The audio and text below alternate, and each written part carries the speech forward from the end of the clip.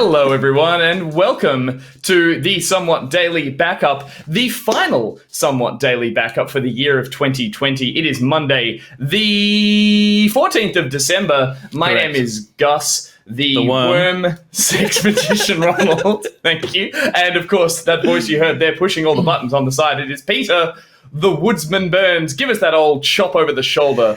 Yeah! There it is. Rolling. What? That's what it reminds me of when I do that. Yeah, it's Rawhide. It's Rawhide, but the Blues Brothers Rawhide. But they're cowboys, not I know. woodsmen. So it doesn't make any sense, but that's You where just I'm bundle all old-fashioned stereotypes of masculinity together, do you? You're like Absolutely. woodsmen, cowboys, and Suck it up. construction Suck it up, Jimmy. workers. Construction workers Crying hanging for on- little sissies, Jimmy. Suck it up. No, I was going for those like guys who used to build on skyscrapers in the top of New York and like drop their lunch and be like, oh no. I guess a sandwich again. How are you? I'm pretty good. Excellent. We're a little racing into that one there and racing into the end of the year because, as I mentioned, it is the final Somewhat Daily Backup. We almost forgot to do that last week, which is why we're doing this one. The curtain is pulled back to reveal that, yes, we forgot to round out the news for the year, didn't we? Oh, totally. This is all just like by the seat of our pants. We're just... have we even put stories together? I mean, there's stories. We say news. It is basically a trailer theater for this episode because there was the Game Awards last week. And so this is going to just be us and some of our reactions to some of the trailers. There's been lots of... I'm sorry, but look how bloody windy it is at your house. That tree's gone mental. It did just pick up. It, like a storm clouds rolled in. And we were just having the conversation. Peter puts a blanket on. I'm like, is it cold where you are? Because it's like muggy and humid. I'm at the coast. Peter's in the mountains. We really are like, both sides of the coin here. But and hopefully we'll get both sides of the coin of the opinions that we have of these trailers, which is the news. So that's why we're such diverse personalities and profiles to have on the news. Lovely to see you all here in the chat as well for the final Somewhat Daily Backup. My chat is up on my big screen, so I tried to surreptitiously glance at it, and I was like, oh my god. He's backing out already. I see Pain, Gamer, Dusk Bunny, Limbo, I thought it was Alcohol 20. Alcohol. That makes more sense. Nice to have you all here, guys, for the last episode.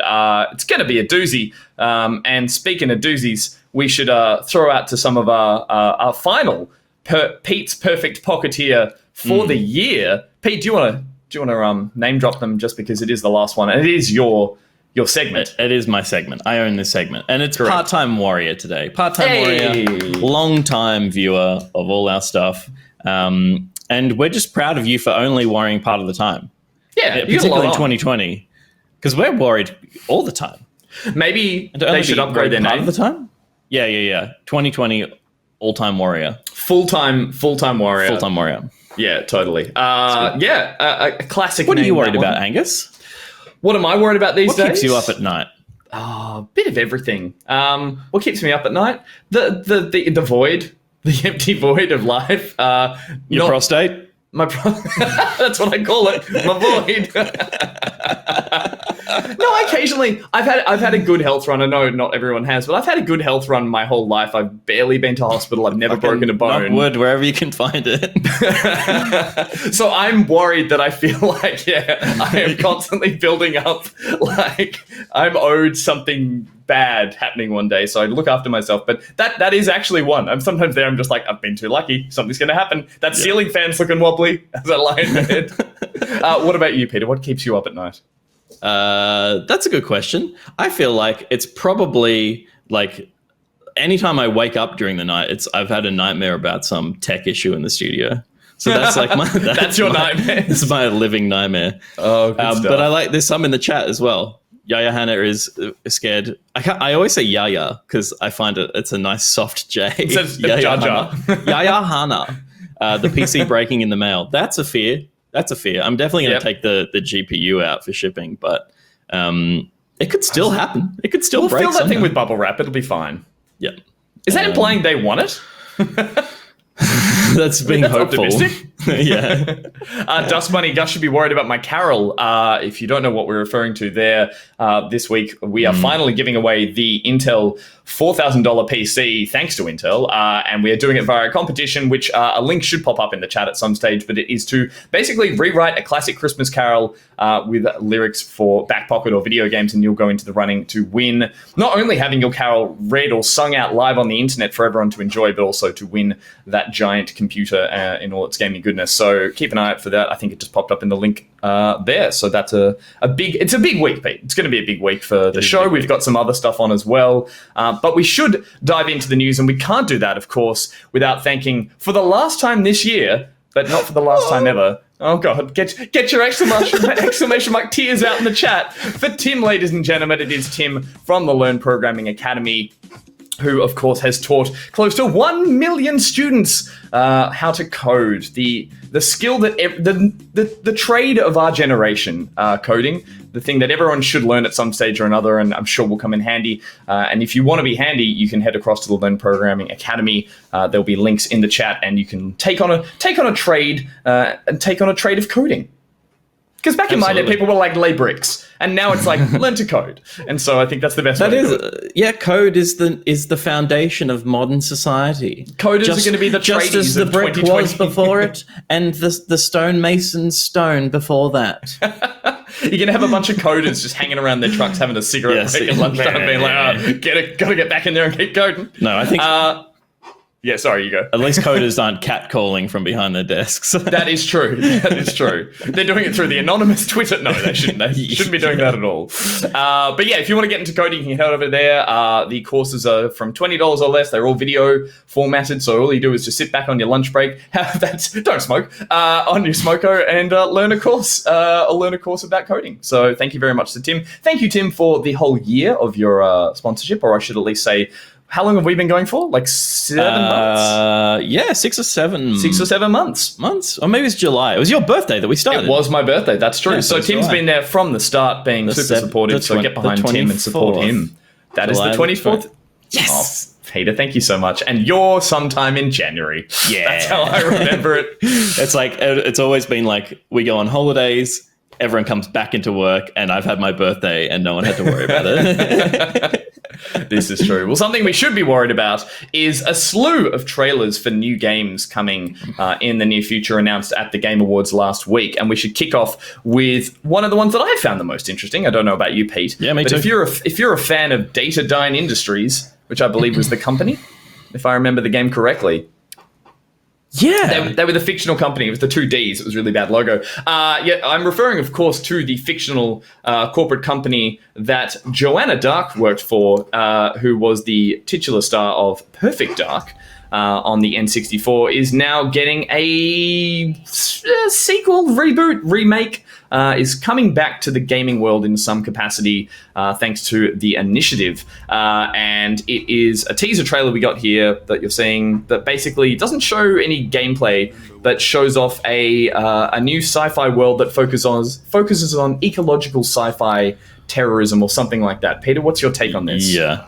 Well, the first thing I'll say is it was awesome to watch the Video Game Awards and have chat along in the Discord because... oh, you watched it live? Twitch and YouTube chats were fucked. So it was really nice to go into that and actually have a quieter, more civil conversation. And everyone was getting hyped about everything. It was fun.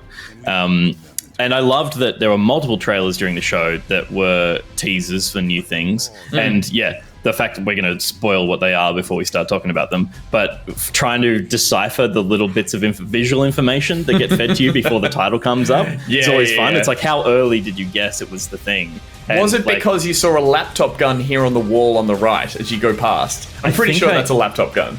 I think I went back and watched this because I heard about it. I started watching late and I was like, that's totally a laptop gun on second viewing. I wouldn't have got it there on the first viewing though. Yeah, totally. It's like, even here, I'm like, but it's that awful logo that you see at the top of the roof. It's the DD on the top. I think it's a capital D. A small D and a capital D for Datadyne. Just super oh my God, it's Perfect Dark. Yeah. It's so cool that this is back. And obviously Perfect Dark Zero was just a disaster. It was bad in all senses of the, really was of the atrocious, word. wasn't it? Yeah. And coming from, Perfect Dark benefited from being a follow-up to GoldenEye and being a more refined version of GoldenEye. GoldenEye is obviously a classic and well-loved, and for good reason, but Perfect Dark is a better game, in my opinion. Maybe not as maybe the Bond thing makes the campaign of GoldenEye really fun. Sure. But the multiplayer was a little bit more interesting in Perfect Dark with the alien guns, and it had bots as well. It struggled, but I do remember being able to turn on a large amount of bots, and you could also do what I used to always do is pick them all at the absolute dumbest difficulty, and then I would switch them so they were all on one team and I was just by myself on the other. So I essentially created a horde mode where you'd just be mobbed by these I think they had a difficulty that was called not spam bot or something, but it was something simple that was a funny word, and they'd run around the map. They were idiot bots, basically, aiming everywhere, and you're just slowing them down. Blinky, I think Meat Sim. I'm pretty sure that's right. Thank you. Yeah. That is spot on. So we used to do Meat Sim slaughters, where me and a friend would run around on split screen, and the processing power, it needed the expansion pack on the original N64. To push all these, maybe it was 12 other bots all kind of running around awkwardly on a map. But it was heaps of fun, and I sunk heaps of time into that multiplayer. And it was one of those campaigns that I'd go back and replay quite regularly and pick your favorite missions and that sort of stuff. So, I forget that you would have played N64 stuff as well, but you did enjoy this one as well? Yeah, totally. Perfect Dark felt like this, like nothing else I'd played. And to be fair, I hadn't played a lot other than Nintendo at that point in my life. But, so I was like, this isn't Donkey Kong. But it's on, but it's it's not alien Donkey combat. Kong. I think it was the first time I shot at aliens in a video game, other than Space Invaders, maybe. Yeah, but this so there is a dev studio trailer as well where they talk about it, and that's where they talk about it being, because we've seen so many dystopic future games, they're just relentless, and I'm sick of seeing destroyed cities, and so are the devs of this, apparently, where they've gone, we want to find a way to make to cast us deep into the future.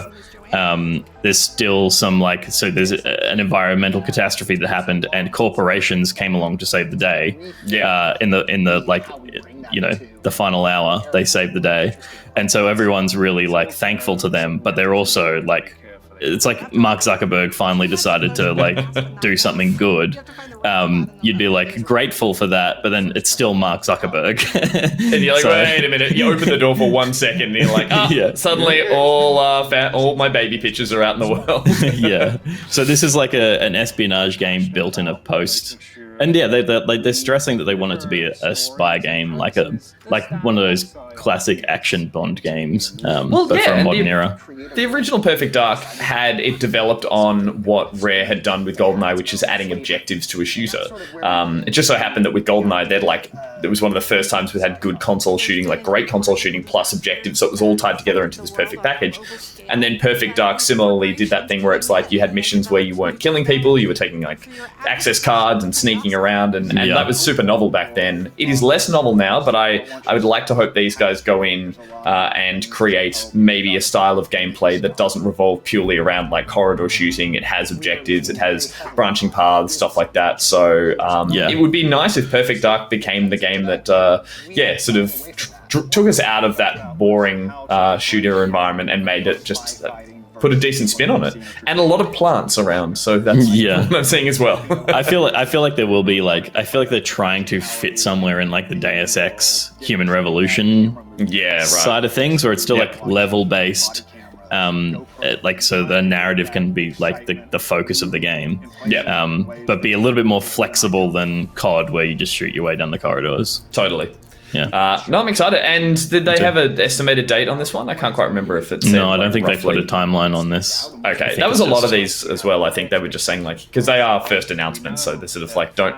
If we've learned anything this year, it's do not put a release date on your game. Just let it get finished and then surprise us all with it. Totally. Particularly, who knows what's going to happen next year? Exactly. Speaking of surprises, another surprise was a horrific surprise, I should say, was a horror game. Which is seen as somewhat of a spiritual successor to Dead Space, I guess. Is that the best way to put it?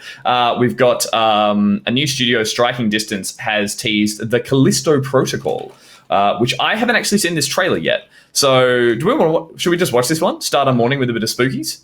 Yep. And I've just got to do the finagling of my headset. So give me 1 sec. Sure. And here we go. All right. Well, let's kick this one off. So I hope it's not spooky. I'm going to unmute it for myself to make sure.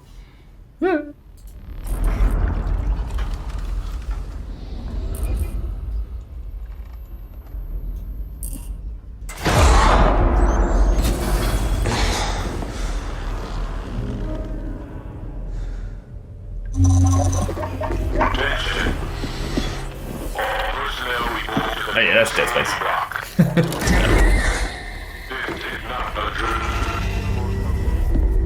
Hey man, get up.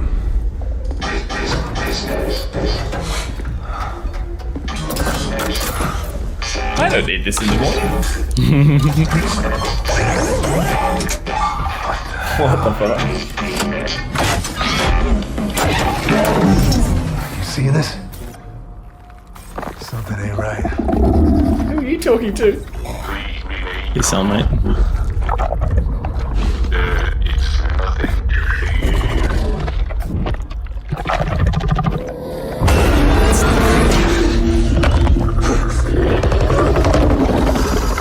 Oh, it's like a clicker.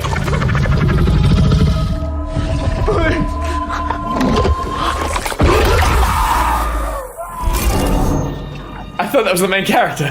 It's clearly not.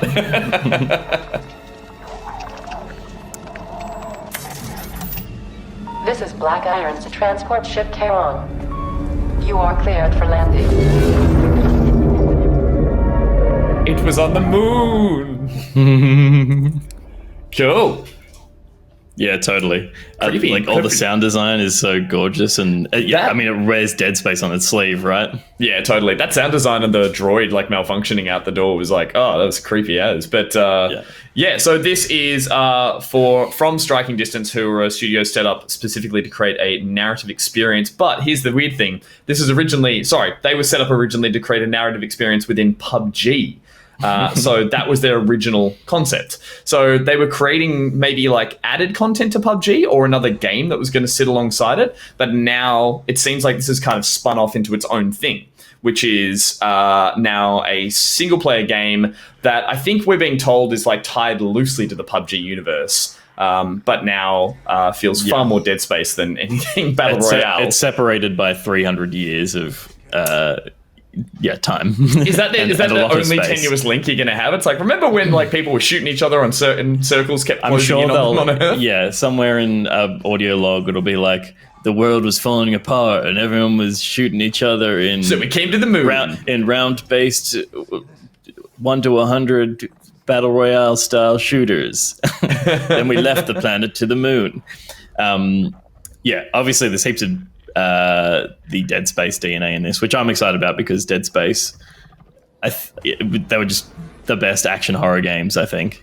They were bloody good, yeah. Yeah, I know people like love System Shock and stuff, but that was more action thriller. This was proper horror, Dead Space. That came out of nowhere, that first Dead Space, and was so cool. And Glenn Schofield, who's the... was it Sledgehammer Games that he worked for? Maybe he was there for a bit, but he's like the thickest meaty man you'll ever see. It's like he's so the dude to be making these games, and totally he does such a good job. And I love that all the tropes this plays on, like, you know, it's Alien 101 is like that guy's just watching a monitor of something going like horrifically wrong on his moon base, and he's still just saying like, come on in and land. Yeah, it's like, this is normal. It definitely has all those bits of, as you said, the DNA. But I am curious about that process of when either he took the studio and said, I want to make this game instead, or if it, as I said, was originally something that they came to a compromise on. It's an interesting way for a game to have found its footing as in development, I think. Totally. It's it feels like something that he definitely had on the back burner when Dead Space 4 didn't get greenlit by EA. So yeah, right. Also, like, it's nice that I think I think Dead Space 3 was the one on the snow planet and was still like a good game, but it was turning more into an action game, and it was, it was stretching the universe a little too thin, I think. So it's like good to see maybe like a bit of a reset here and find a new mechanic. I mean, but yeah, just even that thing on the back of his neck just screams the kind of the visor, the same hologram kind of style. I think the number on his neck is actually Isaac from Dead Space's birthday or something like that. There's just a bunch of little teasers like strewn throughout. But cool. I haven't played an action horror game in a while, so I mean, outside of the Resident Evil remakes, Resident Email? They're terrifying. The thrilling return to an inbox that's never empty. I would play that. No, this looks cool. This looks very cool. Totally. And Callisto Protocol exists as like a tabletop. Oh, really? Thing. Yeah. Okay, right. So it's an established. There. It's an established world. So I like that because it means they're going to be drawing from something that's been thought about for a long time, as opposed to just an entirely new idea. So I came to this one a bit blind, and I had no idea about the trailer itself, but I did not know it was. So it's a tabletop RPG that has the lore and the mechanics, I imagine, set up to a certain degree. Yeah, I think it's a tabletop. I can't remember exactly what I don't think it's a. Yeah, it is a tabletop RPG. I don't know. Cool. The chat. Yeah, totally. All right. Well, looking cool. That looks fun and spooky and a bit scary to look at. Speaking of things that are scary to look at, Peter, this terrified me more than that trailer ever could, which was a teaser for Ark II.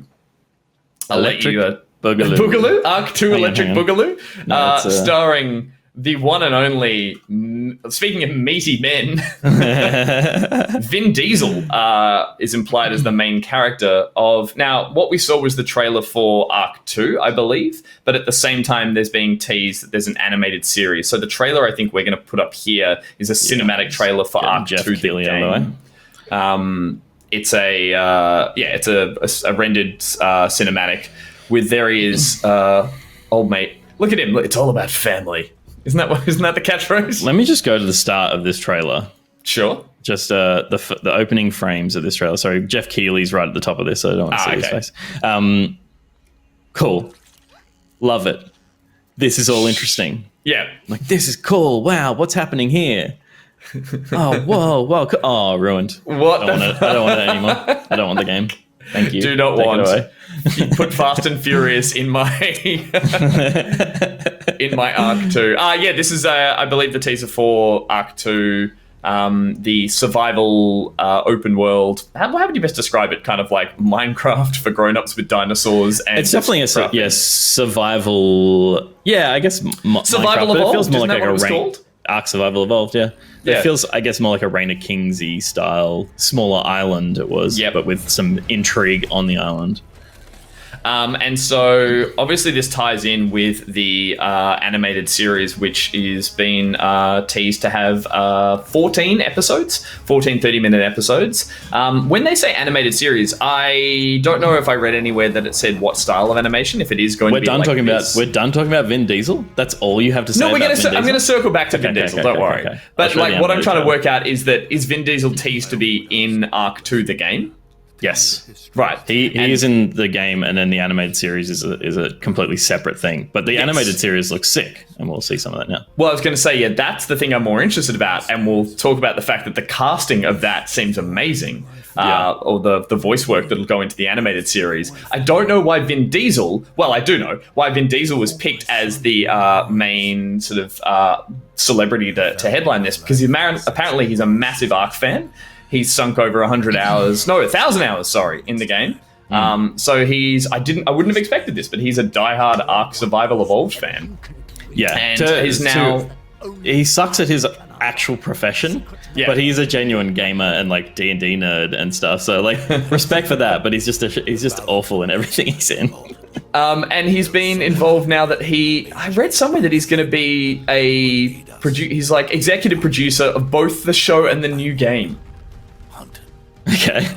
I mean, that's executive producer is just throwing money at something. I thought. But then having some creative license over it as well, and like, I want to be in it on the main cover. But this is the thing I'm actually interested about. This looks beautiful. This looks like a throwback to Dinotopia or something lovely from the 90s. And the cast that's been announced for the cartoon animated series includes the likes of Michelle Yeoh, Jared Butler, Jeffrey Wright, David Tennant. Oh, that's so good. Zan McLaren, Devery Jacobs. I don't know if all these names. Ragnar Ragnars, Elliot Page, Carl Urban, Malcolm McDowell, Deborah Mailman, Russell Crowe, and Vin Diesel. That's a huge casting. It is. That is massive. Deborah Mailman. Who's that? Isn't that like Hugh Jackman's wife? No. Who is Deborah Mailman? Deborah Mailman is our one of Australia's leading actresses. She was in she's in Secret Life of Us. Yeah. Who's Hugh Jackman's wife? I'm gonna look that up. Deborah something. It's a Deborah as well, isn't it? Yeah. Deborah Lee Finesse. Oh, okay, right. Yeah. So here's the list. That's the with casting. Rusty and Vin. With Russell Crowe and Vin Diesel. That's amazing for an animated series based on what I would say is a strange game, to say the least. I didn't get into Ark. I remember you guys did back in your Pocket days. Yes and no. We played obviously we played it on the show, and we played maybe a few sessions afterwards to try and get into it, because we were it set itself up as being having some sense of humor, and there's dinosaurs, and that was cool. Yeah. But we never really fell in love with it, and we stopped playing well and truly before the whole Ark stuff became the lore of it started to reveal itself. But we were just let's build a hut and get dinosaurs. And I think I remember coming to your village and was I walked in, and I remember John, ladies and gentlemen, was he played it seriously. He was maxing out everything, getting the best mounts, and you guys had completely walled off this village and all were riding amazing dinosaurs, and I'm running around as it just carrying my, what is it, couldn't you eat your own, throw your poop or something? You could do it, you could pick up your own shit. Maybe we can do that as Vin Diesel now. Oh, okay, it's all worth it. I will say, Vin Diesel shitting in a video game is something I need to see. That'll help me in 2021. Absolutely. Not to just be a downer on it. Again, not a huge fan of the Ark series, but I did find this animated trailer for the game kind of awkward. It was really strangely animated. It felt really janky to me. I don't know. Maybe it was just the character CG models. ones? Yeah, it was they decided strictly not to go with mocap, which is just how everyone does human actors in games now. It felt really kind of it had been keyframed awkwardly, and then carried with it, for me, some kind of strange Ubisoft Montreal vibe to the whole thing. No, this was actually a motion capture by Vin Diesel. He's just that rubbery performer. Yeah. He's just that shit at being a fluid actor. But look, as it's a big series that a lot of people are really into, that they sink a lot of time into. So I guess that's got to be exciting for Ark fans out there. But at the very least, I'll check out the show. I bet he's vain enough that they increased his body size by 10% as well. I saw a lot of people tweeting about his belly button, being freaked out by that. Yeah, that's true. It also, the reason you get a celebrity into your game is so they're recognizable. But I find it irritating that he hasn't, it's a video game. Put some long, luscious locks on him. Do something to make him look like it's not just Vin Diesel putting on a shit costume, like a headband and a loincloth. Do something to him that makes him different that you couldn't do in real life. I always think they need to do a little bit more when you put a celebrity in a video game to make it that is Vin Diesel, but he's just standing there as Vin Diesel with a bone necklace on. And based on his previous performance in a video game, his most recent one in the last Fast and Furious game we played, he's got a long way to go if he's really going to step it up. I want to be a part of this mission, but my son is at home. That's right. It was I gotta leave. I was in the opening cutscene. I'll see you at the end. Do you remember the bit where we were chasing and the chaos of the scene calmed down and it crash zoomed? It's that's him. And it was yeah. We all just pissed ourselves laughing. The man loves video games though, and so good to see him injecting some of his Hollywood money into the industry.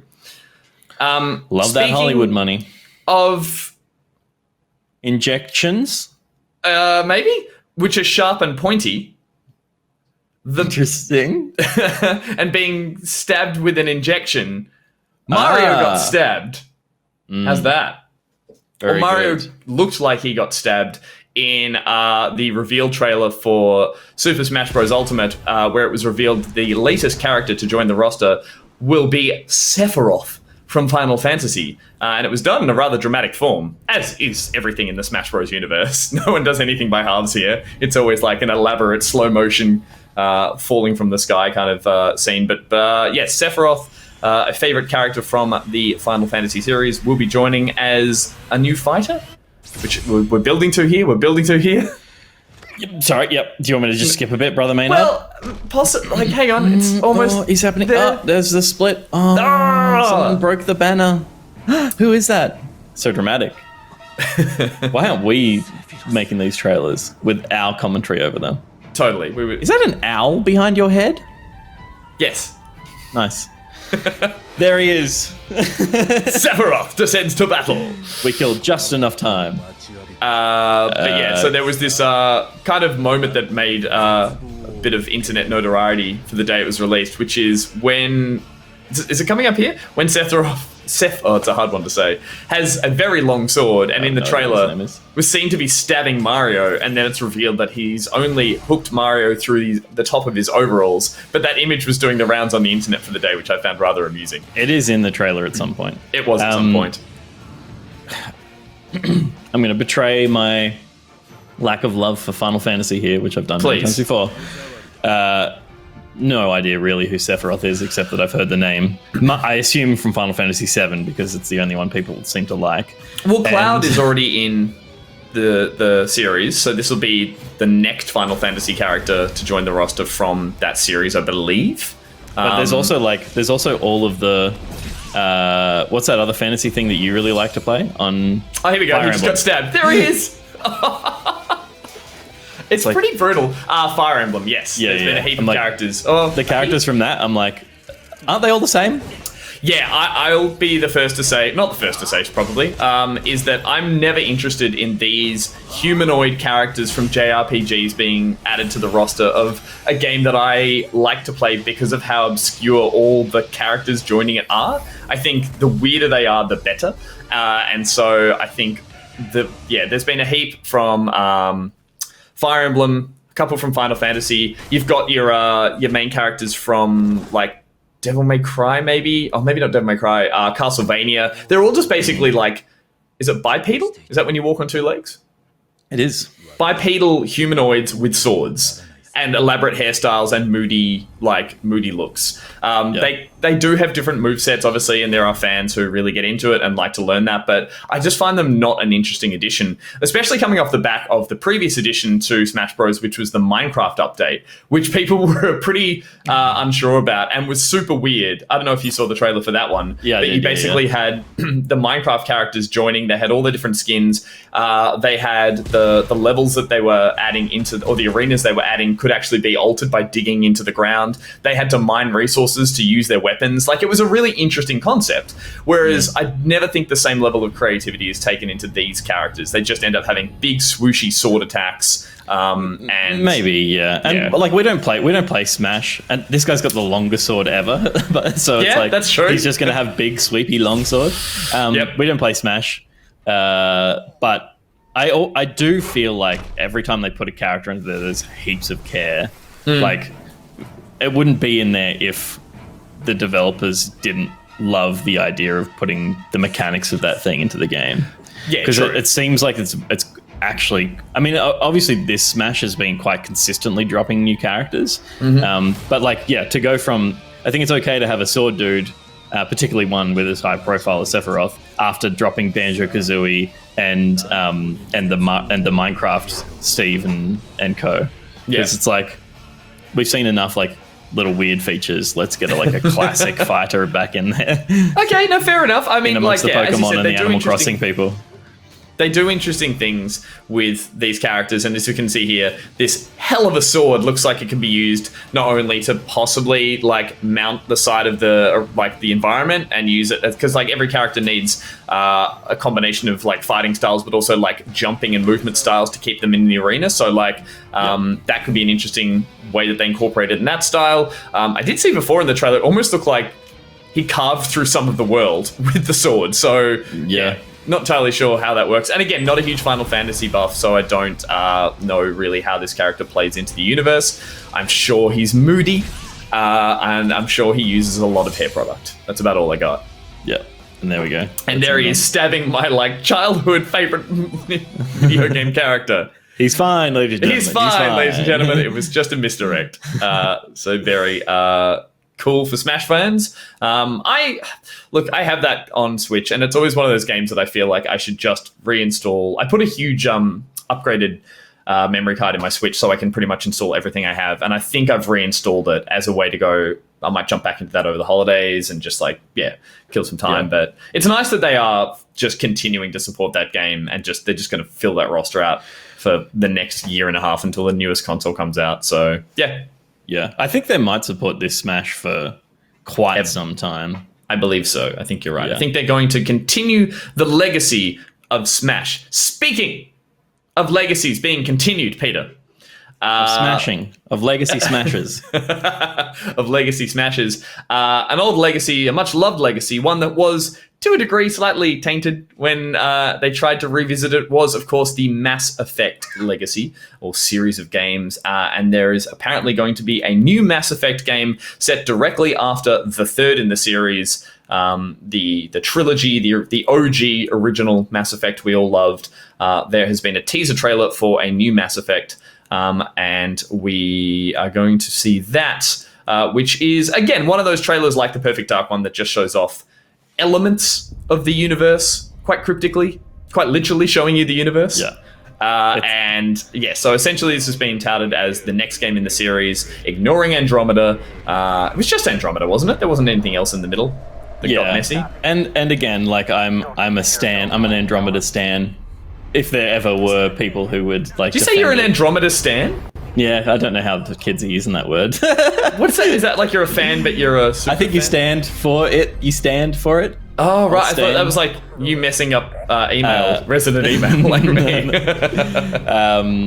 You did play through Here is where I got Andromeda, the first... I was like, oh, it's Mass Effect. You can see the shape of the mass relay here. And I was like, yes. The Andromeda was...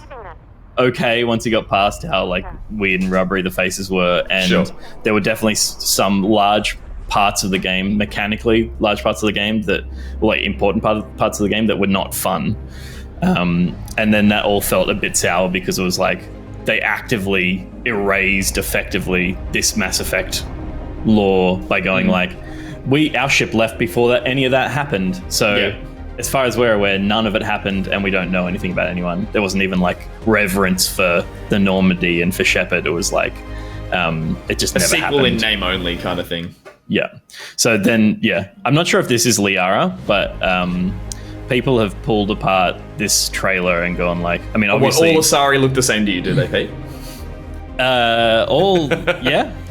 Pretty much. They kind of do. Every time I saw like a blue character, I'm like, oh, it's Liara again. Yeah. And who knows what they've made it look like for the new game if they've tweaked her a little bit. The characters in the background here, it is definitely Liara says panic. Good. Liara's the best. Does it rack focus? No. People just looking at the... Oh, there it is there. It does rack focus up. So people are like, oh, is that... was it Mordred? Not Mordred. Who's the heavy guy? Now I've got Dragon Age in my head. There's Rex, potentially. Rex, yep. And... Science guy. God, I haven't played this series. Thank you, Arcade Blob. I haven't played it since 3, so I've forgotten everyone and everything about it, really. It's just like so hype. So hype. Well, the big question will be, obviously, I haven't played it since 3, and that caused some controversy in terms of the ending of 3, in terms of people seeing it not quite as the rounding out to the trilogy they were hoping for or expecting. Spoiler alert, you picked from 3 different endings. which were all kind of just like different hue shifts on how the world was affected. But they all essentially had a kind of like, there was the Citadel was used to change the universe in one of three ways, and they were sort of seen as different spins on how the universe would continue beyond there. So I guess it'll be interesting to see how they approach that in a sequel, how they choose to keep telling that story, whether or not they sort of truncate that all back into one, ending. Do you remember which ending you picked? Just for color? I played out all of them in the end. I think I tried to do, because I'd done everything. So if you hadn't done like everything the game put in front of you, you didn't get a choice, did you? Yeah, you got to choose between one or like two of the options, I think, instead of the third one, which was like the happy ending was still sad. Or was that the green one? Because that's what I picked. Yeah. And you and Shepard, spoilers for Mass Effect 3, but Shepard like took over control of the Reapers by becoming that little boy or something. I don't remember what the boy had to do with it, but I do remember he kind of like assimilated with the Reapers to, create that outcome, and therefore sacrificing him. The green one was creepy as fuck. He sacrificed himself to become part of the sentience that was then able to control or herself, to become part of the sentience that was, controlling the Reapers or something. So obviously not continuing Shepard's story if we're to believe that it was a full old classic sacrifice. It wasn't the, hey, they're coming back. But yeah, I'll be keen to see how they do that. And I mean, it was that thing where everyone realized the ending kind of was the same end. Not the same, but it was like, it wasn't important. It was the journey. It's like, oh my God, we're realizing this now through a sprawling video game story. So I don't think they'll have a problem doing that. It'll just be a question of where they choose to pick that up. I'll pick up the story from and continue. But I'm keen. We talked about replaying the Mass Effect series in the fact that they're re-releasing them as a trilogy, and I said to Nick at the time, I was like, I just don't have the time to replay a game that I liked or I loved in such a kind of like a moment in my gaming history. I don't want to, but I'd love to get back into this universe, and I would love to pick up where some of the characters left off.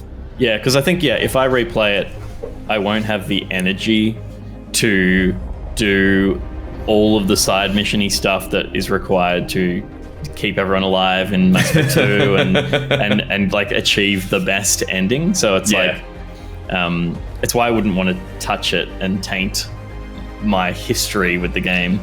It's a funny one in a lead up to a long coming sequel, is that idea that a lot of people go, oh, I'm going to play the original and everything I can around it. And you can very easily fatigue yourself of that game or of that gameplay style. I know a lot of people in like the lead up to The Last of Us Part 2 were like, I'm going to play The Last of Us 1 again. And at the end of that, they're like, I'm exhausted. And they're like, want to play Last of Us 2? It's like, no, it looks exhausting. So I need to cry in a hot shower. That's what I need to rehydrate. I've cried too much. So I think I'd be happy to just like maybe just watch some recap videos or something like that. And get back into Mass Effect, the trilogy. Obviously, you could pull your save data across from the games before it. And if you didn't have save data from the game before it, you could choose. It would throw the main like story beats at you as like a text thing, and you'd go like, oh, I would have chosen to do that. I would have chosen to do That's that. right. To build your world. I guess I would be disappointed if this did require some kind of direct continuation, because there's no way I have all that save data or remember exactly what I did. Or no, I feel exactly. like it just needs to go like, this is the canon now. Rather than your own canon. But I love start at a single point and break away from there. Don't try and bring people in on different tangents, and because because you're always going to keep traveling through a singularity of like, here's where the story starts. But if everyone has to kind of like force in their previous stories, it's just going to feel contrived, and it's not going to actually be like a good place to start a story. Kami Camera makes a good point. He says they're definitely going to, or they say they're definitely going to go with the destroy ending. You can see a Reaper crashed in the background of this shot, which is like the most stunning shot in the trailer, in my opinion. Just the hand of those Reapers. What cool design they were. They were terrifying. And they were like, their goal is to just destroy the universe. It was one of the nice big bads that felt like they actually were going to follow through on what they were going to do or promised in the series. Because I remember Mass Effect 1, it's like, these are going to be bad things that come at you. And then it's like, the ending of 1 must have been that you like held off the Reapers, and it's like you're the hero. You destroy a Reaper that lands on the Citadel. Yeah, that's right. Or you destroy the captain of that Reaper ship or something. And of course, at the time, like they didn't know if it was gonna turn into a full-blown trilogy. So there was that element of it being like, oh, cool, you killed this one thing that was going to be terrifying. So that's the reason 2 is so good. Is not only do you start like with that weird like being cloned, and like 2 is one of my favorite games of all time. But then 2 is just like the escalation of the threat ramps up like crazy, and it's like, oh no, it's all the Reapers are coming. You remember how long it took you to kill one? There's just thousands now, and the whole world is doomed. You're like, great. Yeah. A good game. Yeah, that was so good. It felt like impending doom. Yeah. It was just so beautifully done. A wonderful series that people loved, even though there was a dud in the series.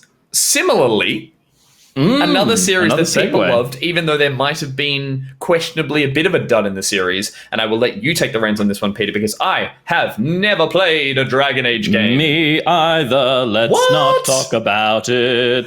Oh, okay. Well, there's a trailer for Dragon Age 4, which has already been announced, but it was a trailer to show more of this game off. I never had the draw to play Dragon Age. I know Steven and Steph loved playing it back in Good Game days. Everyone had a story about it. But Dragon Age 3, of course, was the one that people did not love as much. Dragon Age 2 seemed... 2 was the one that everyone... 2 was like the more action-y one that people were like, oh, this is a bit... You're right. 1 was the one everyone like loved. A pretty hardcore RPG. Yep. Well, an arcadey RPG, I guess. Yep. And then 2 was too actiony for people's taste. And 2 3 was was huge and really successful and beautiful and sprawling. Gotcha. So different to the Mass Effect, obviously BioWare as same studio, but different from the Mass Effect in the sense that the second one is held in high regard there. The second Dragon Age, not fantastic. Third one, very actiony apparently, thanks to, says Evil Neath. And but now we're getting Dragon Age 4. I'm sure people who love this series are looking forward to this. I got much else to say. Yeah, I know, totally. So we won't spend much more time on it. But I think I guess would be a little bit disappointing to Dragon Age fans to have only gotten this teaser, because it's been teased for years now, and it's just another... This was a story teaser. It was like, here's like an antagonist. Yep. And here's some turtles. but there's not a lot in this. And you would expect, I guess, a little bit more. I mean, that's beautiful what they show. Totally. But I guess you would hope for a little bit more after it being announced 2 and a bit years ago or whatever it was. So it's the neon cyberpunk city of a fantasy world by the looks of it there. Yeah. I do love that I've just realized, I don't know why it's taken me this long to finally articulate it, but if you're starting a teaser for a sprawling sci-fi series, you begin with large pull-away shots of black holes and galaxies and planet like surfaces and light creeping around there. If you're doing a fantasy game, you start with a cave painting on a wall or like torchlight flickering on a carving or a painting as like, it's the same for every goddamn fantasy or sci-fi teaser trailer. They all start like that, like Skyrim, where it's like, oh, you're looking at the ruins of a game. So that if it's a Souls-like game, it starts on the blood dripping from a trap inside a dungeon somewhere. Oh, very good. We should categorize these all up and put them as like side by side in a trailer theater. But yeah, obviously, I'm sure Dragon Age fans are very excited. These are all trailers, so M&Ms? I'm finishing. Not M&Ms, just a reminder to breathe. I should really turn that. Really turn that off. It's one of those. Or it should be on heaps more consistently. That's true. It should be pinging every few seconds. I do keep finishing these by saying fans of this will enjoy this, but they're trailers, so that's what they're for. They're for fans to get excited about, or even people who aren't fans of the series. Peter, were you a fan of not so much the series, but the Telltale games, and more specifically, The Wolf Among Us? Did you play it? I didn't play The Wolf Among Us either. Oh, you missed out. It was beautiful. The Wolf Among Us, of course, a Telltale game, but Telltale themselves were all closed up and shut up shop in 2018. They've announced that they are still working on The Wolf Among Us 2, and this is, of course, the restructuring of the brand. So not so much Telltale Games, but now, what do they call themselves now? It's just the main 2 developers have restructured. Sorry, I've got it. No, you're okay. I'm just trying to remember how this all went down, because it was really a shock to a lot of fans of Telltale games. They have successful games critically, but obviously not in the way that kept the studio afloat. And so, unfortunately, they then lost the rights to a couple of the main series they were working on, and have had to basically downsize massively. But they did get a bit of a resurgence when there was like a public outcry, and the two leads, I want to say, who are now heading up the new Telltale game studio. Whoever's left. Yeah. is still working on Wolf Among Us 2. The name is Jamie Otelli and Brian Waddle, who are working, just to reassure the public that they are still working on a sequel to The Wolf Among Us, which of course was based on the Fable series of comics, which were a very interesting spin on fairy tales set in a grimy New York setting. And again, Peter, the first Telltale telling of the first tale of The Wolf Among Us done in the Telltale series was beautiful. One of their best ever, I would say. Because I played a lot of Telltale games and this was my favorite. Totally. And I enjoyed a lot of Telltale games. I did feel like the formula was a time it felt formulaic to play them after a while. And so I didn't play this one because I was exposed to most of it through Steph playing it for Good Game, and for us working at Good Game, I just saw enough of it. Yeah, fair enough. And working with Ben, and working with Ben Shackelford, who is the biggest comic book fan I know. He was introducing us to Fable. I think before the thing came out, he was like, "You got to read this new thing, and there's a game coming," and it's he was across all that. So I was exposed to the Wolf Among Us world enough and Telltale games enough that I didn't feel the urge to play it. But I totally hear that it was one of the better versions of the anthology of Telltale. Totally. It translated so well. Obviously, the big breakout for Telltale, I'm sure, they were doing Monkey Island and stuff like that previously, but doing The Walking Dead was a big breakout for them in the more current generation of their stories. And that translated really well because of the obvious visual aspects. It was that cell shading look with Kirk's sort of a Walking Dead style art style. And then you obviously had, it worked really well with a narrative that had a lot of questionable acts, people that you had to be siding with, and then sort of the outcomes are obviously always being pretty bad. So it was picking the lesser of two evils in that case. That's what works really well in this series as well, because again, being based on a comic, Robert Kirkman, I should have said, not Kirk. The Telltale sort of spin on this was that they took the aesthetic, that cel-shaded heavy line look, and it worked really well. But the stories are so grim, they're so dark that they're not fairy tales, they're not happy endings. So again, all the decisions you're making are really they're both shit options. Which one do I pick? And I can see that people who play a lot of these games could get fatigued by that. And it's hard to try and be the good guy or the goodie when everything's stacked against you. And Bigby the Wolf in this case, just couldn't do anything right. So by the end of them, they were fatiguing, but just it worked so well. And I'm super keen to play a sequel of that. So could be a lot of fun. The Batman ones were shit though. I don't know. The Batman ones I thought were fun enough. Again, formulaic. And they even did the Tales from the Borderlands. That's right. I played the first one of that. It was kind of cool. Yeah, it's just they just saturated the market with their own product.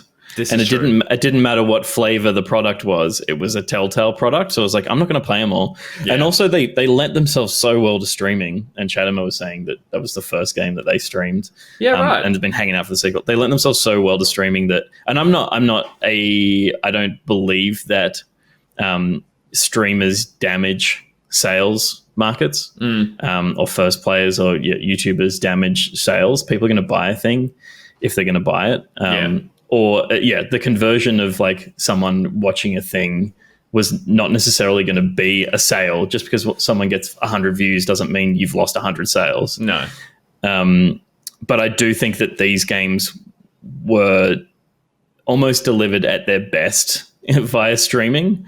So it was they were just everywhere, all over the place when they first started coming out. And and the studio they built couldn't sustain the amount of IP that was getting thrown their way as well. Which is what made it so tragic. It wasn't because they were dwindling and they couldn't, get enough IP to sustain themselves. It was that they bit off more than they could chew, and that they were essentially, as you said, saturating the market with these quite similar, but the stories were diverse and the characters were interesting. The writing was always great. It was just the fact that it was through this. Remember the engine though? It was still wonky all the way up to the end. You'd have these freeze frames before an action scene happened. You're like, oh, something's about to happen.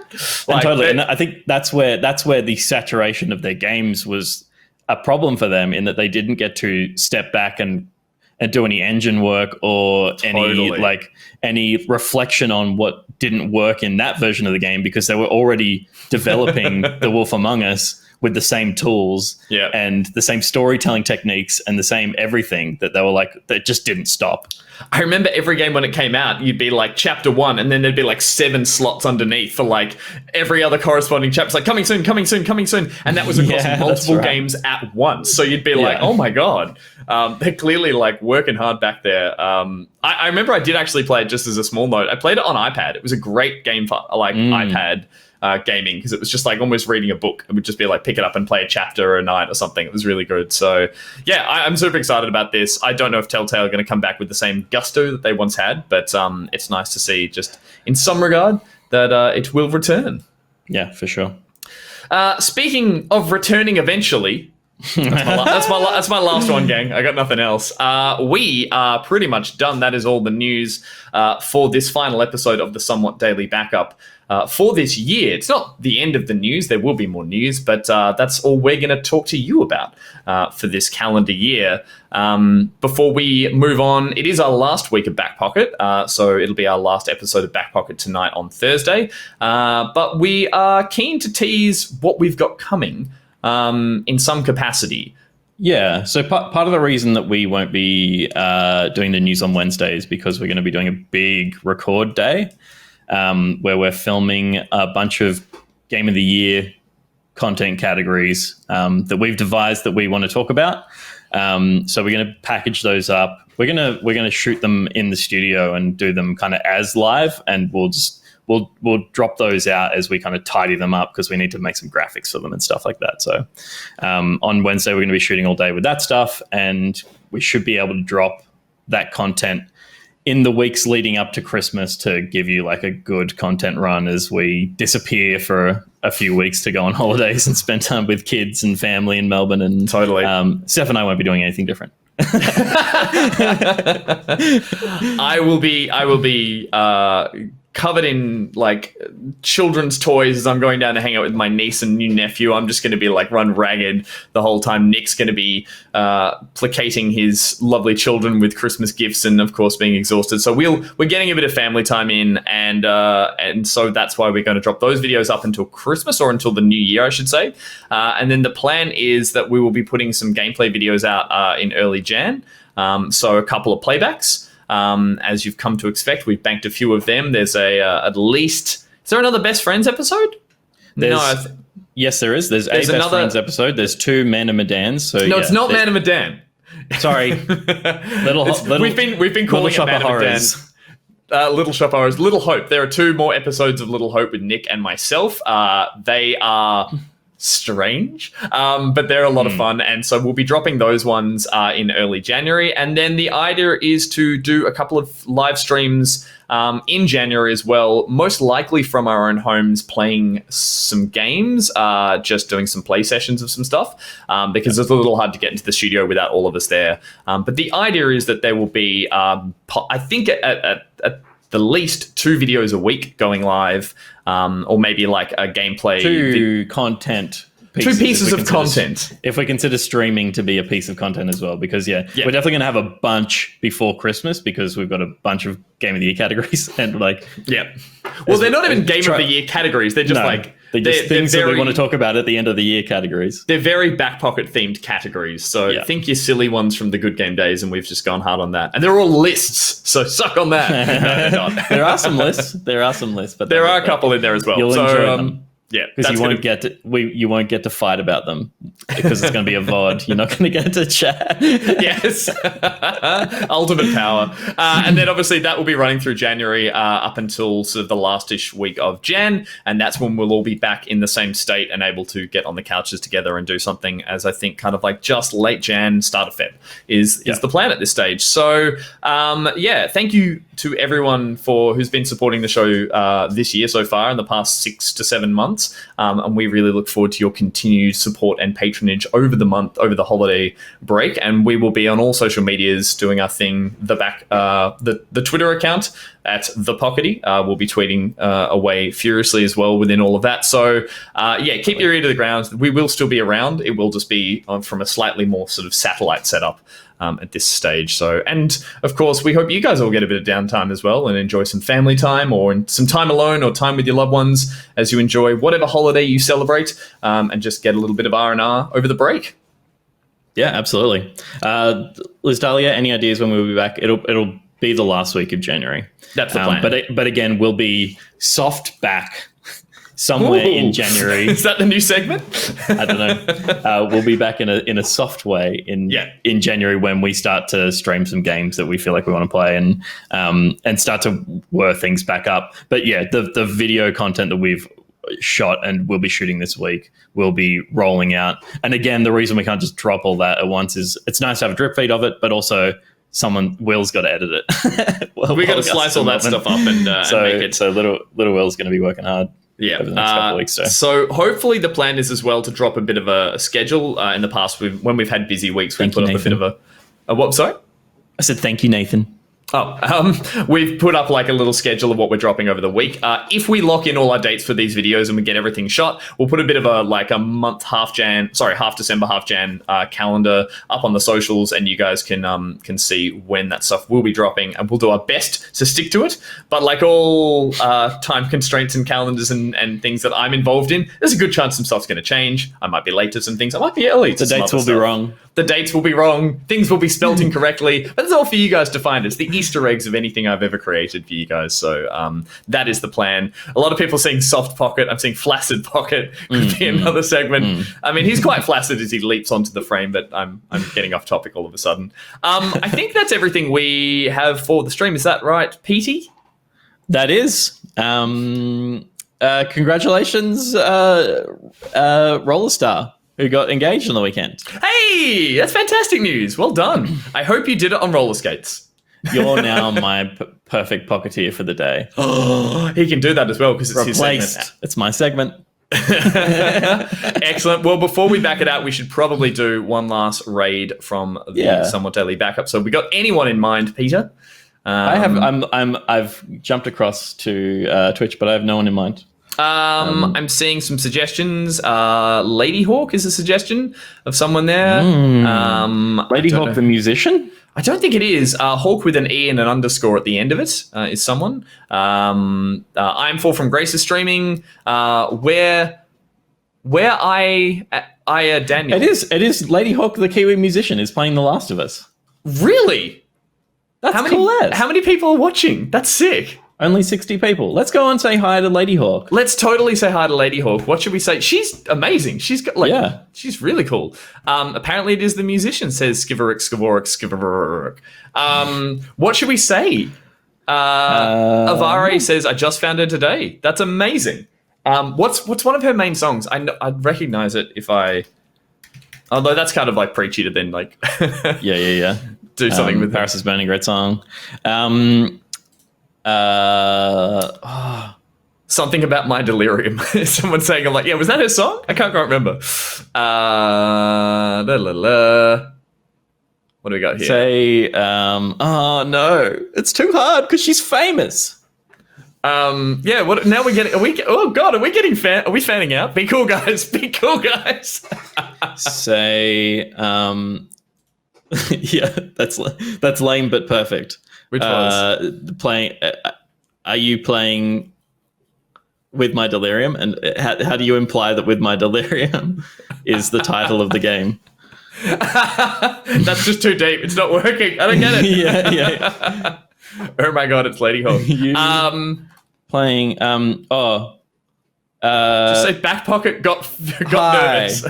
Hi. Have you considered streaming with my delirium? Damn it! None of it works. Just say Merry Christmas from Back Pocket. Have Merry a good Christmas stream. from Back Pocket sounds pretty Don't good. pull another. Don't we'll pull do another. that. Oh, shit. Well, hello, we're big fans. Hi. Just write Hi. what I would say if I met someone like that in real life. Hi. And Just say the streams are to be looked at. Don't say the streams are to be. Don't say that. Do not say that. Say Merry Christmas from Back Pocket. Have a good stream. Anything like that. Just some kind sentiment, guys, and we know you will because you're a kind and sentimental audience. You're a lovely audience. Is she still live? She was live 3 seconds Oh, wait, no. ago. Is this going to be one of those ones where we just jump leave? across just as they leave? Yes? She said. No? It's Lady Hawk with an E and then underscore. All right. But you don't need to worry about that because here's the raid. Pete's going to send us across with a raid. Merry Christmas from Back Pocket. Merry Christmas from us at Back Pocket. We'll see you guys on Thursday night, 8 p.m. at this same Twitch channel as well for our last episode. It's going to be a doozy. We look forward to seeing you there. But until then, Peter, shall we back it out? Sure. Why not?